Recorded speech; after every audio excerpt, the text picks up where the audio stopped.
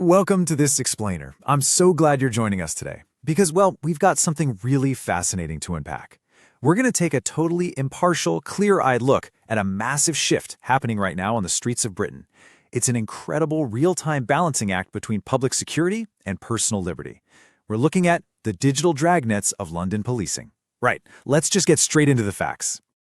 So picture this. It's just a completely ordinary weekday in Victoria, right in the heart of central London.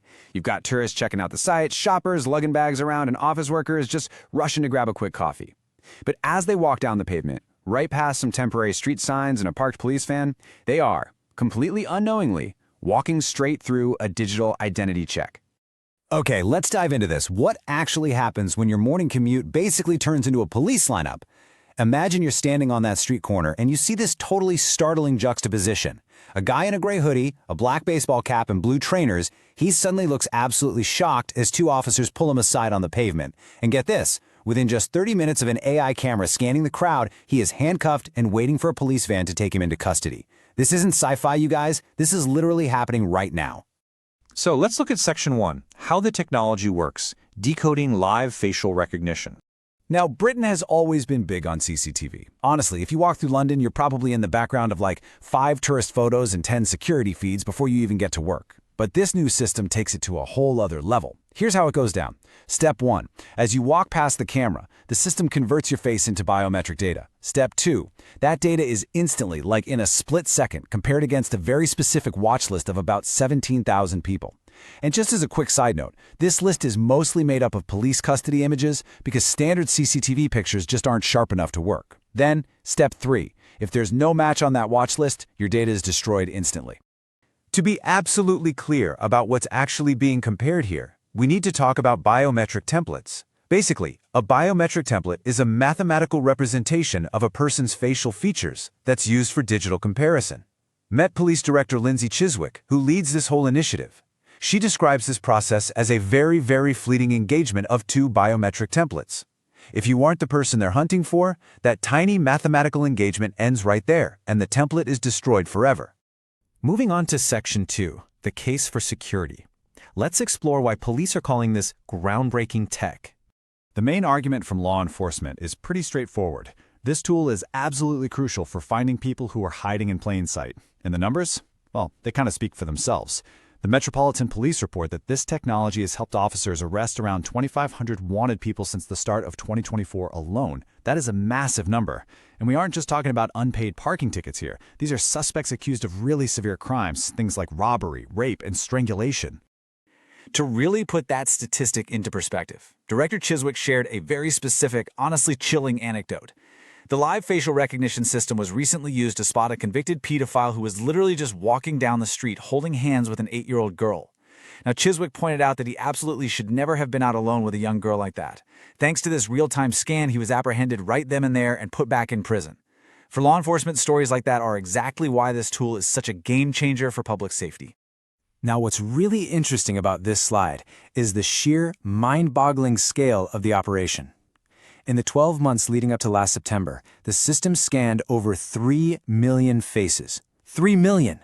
That's 3 million of those fleeting engagements of biometric templates happening in real time while Londoners are just going about their day. It is a staggering technological deployment. But you might be wondering, with millions of scans, what about the error rate? Well, out of those 3 million faces scanned, the system generated exactly 10 false alerts. Just 10. And police officers on the ground immediately intervened and figured out that all 10 of those alerts were incorrect. That means 0 arrests, literally none, have ever been made based on a false alert from this system. For the police, that is ironclad proof that the tech is incredibly accurate and being used responsibly. Plus, law enforcement argues they totally have the public's backing on this. Quarterly surveys actually show that roughly 80% of the public support using this technology in London.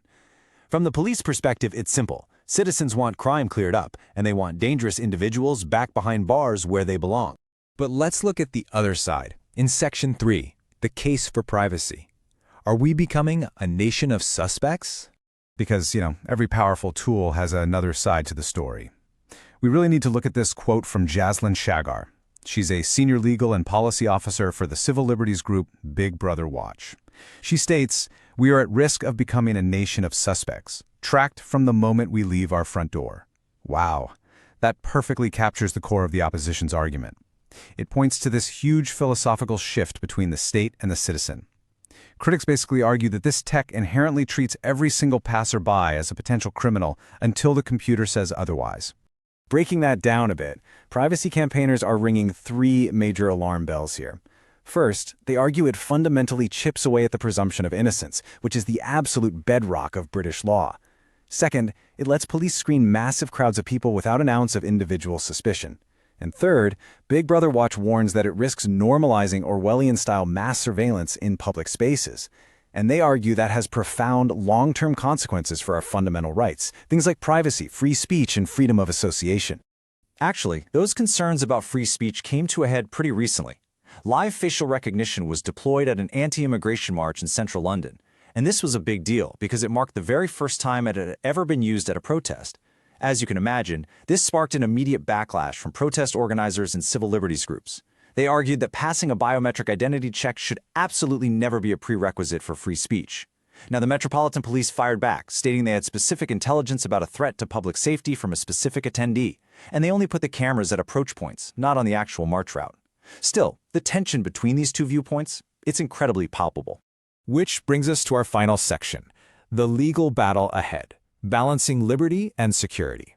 And this brilliantly illustrates the exact crossroads society is standing at right now. Side by side, we have 2 completely different interpretations of the exact same technology. Side A sees a highly targeted, incredibly accurate tool that is successfully taking violent criminals and sexual offenders off the streets. But then Side B sees a slippery slope straight into mass surveillance, a system that constantly scans our biometric data without our consent and destroys the presumption of innocence. So the legal system actually had to weigh in on this recently. A court challenge was brought by Big Brother Watch alongside a community worker who had actually been wrongly identified in the past. But that challenge was dismissed in April. A high court judge rejected the judicial review, officially ruling that the use of this technology is in fact lawful.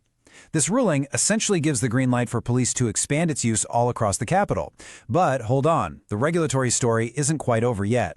The government is currently working on developing a totally new legal framework to govern exactly how this tech is used moving forward. All of this leaves us with one final, absolutely vital question.